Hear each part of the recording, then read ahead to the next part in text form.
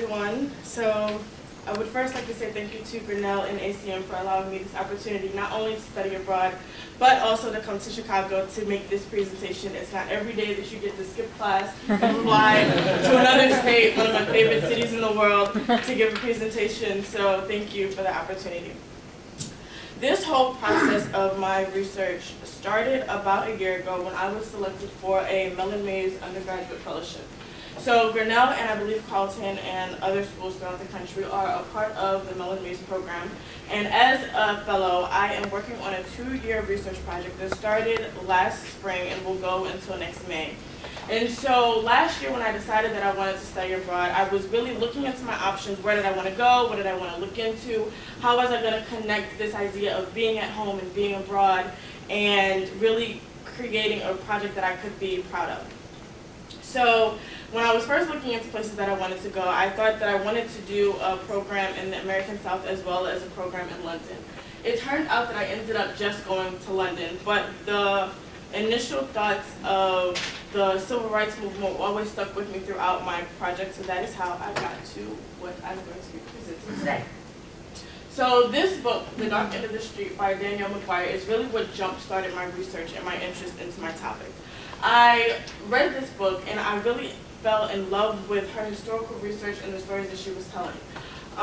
Growing up in America, of course, in Baltimore City where I'm from, we always had history classes and I always went to predominantly black schools. So Black History Month, Rosa Parks was always one of the main people we would hear about. We would always hear about how she was tired, she got off work, she sat on a bus and she refused to get up because she just had had enough. And so when I read this book, it really opened my eyes to Rosa Parks and what her story actually was.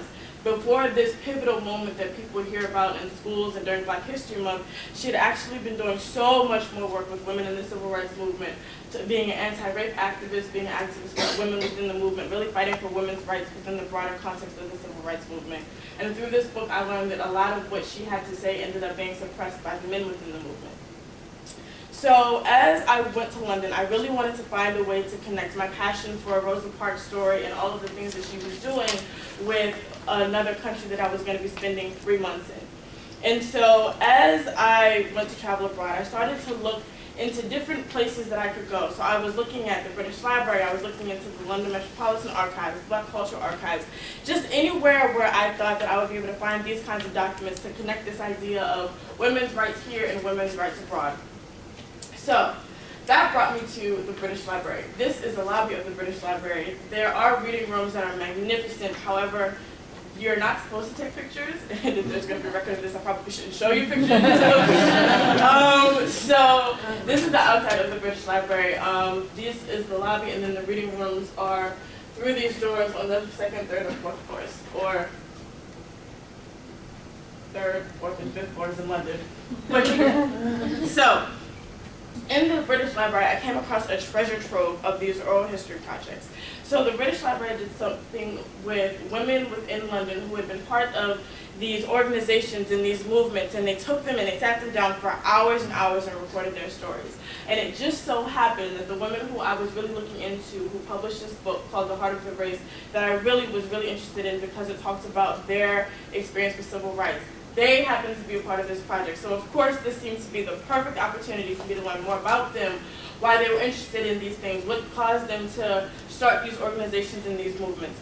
So this really happened to just be one of those great moments where a light bulb went off in my head and I spent hours and hours in the British Library listening to their recordings and trying to figure out how I could get their transcripts.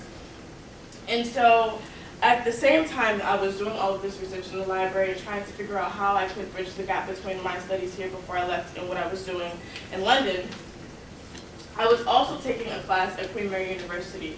And the title of the class was Race in the United States, which is kind of ironic since I was in London and I'm from the US and that's where I was doing most of my research. However, this class I think really came at a pivotal moment because it allowed me to see the ways that people across the globe viewed the United States and ideas of race, and it really had this great intersection of British University and a different education system and a different kind of learning, while I'm also conducting this research and cultivating my own identity and personality while I was abroad. So one of the most interesting things that I thought I found from my research at the British Library was the fact that these women in Britain happened to know tons about the women within the civil rights movement before it had ever even been published or highlighted in American history. So Stella Dadsey, who I really got interested in by looking through her transcripts and her interviews, she seems to know more about Rosa Parks and all of her work as an anti-rape activist and all of her work within the civil rights movement and all of the gender issues that were happening within the movement, things that I had just been coming across as a third-year student in college, thinking that I knew everything there was about Rosa Parks being tired coming home from work. And so this was really a great opportunity for me to not only cultivate my interest in history, but also to see the ways in which history is constructed and the ways that people often leave out these big points and these critical moments in history in order to shape a certain narrative.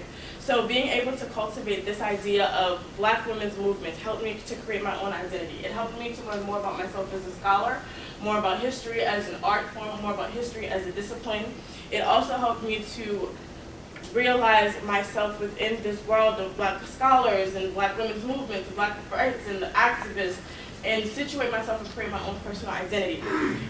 Along with that research, I was also able to take tours and walk around one of the greatest cities in the world, my favorite place in the world, the best 3 months of my life. So here you see the poppies of the Tower of London, the London Eye, the London Aquatic Museum. These were just few of the sites that I was able to visit while I was walking around London.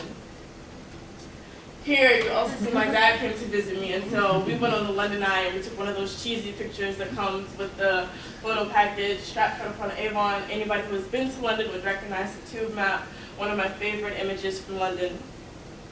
And so, walking through London, I really got to have an experience of what it was like to be an adult for the first time. Not only did I fall in love with the city, but I fell in love with the person that I was able to be. For the first time, I felt as though I was an adult. I was able to go to the pub after work. I always imagined myself as an adult being this Olivia Pope, came home, had a glass of wine, in front of the TV with my bowl of popcorn, and for the first time ever, I was able to be this person. And I was able to walk around and do all these great things and have all these great opportunities.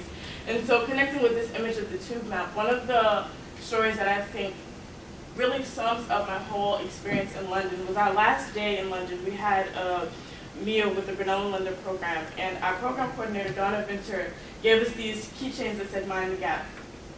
And so "Mind the Gap" is a saying in London that they have at every tube station, every tube stop, to remind you to mind the gap between the train and the platform, so of course you don't fall through, because apparently people falling through the gap was an issue, I'm assuming. So she gave us this speech, and she said, "Mind the gap. When you hear that saying, mind the gap, think of it as something more than just a physical space between the train and the platform, but think of it as a space between you and where you've been. And always remember London, and always remember your travels."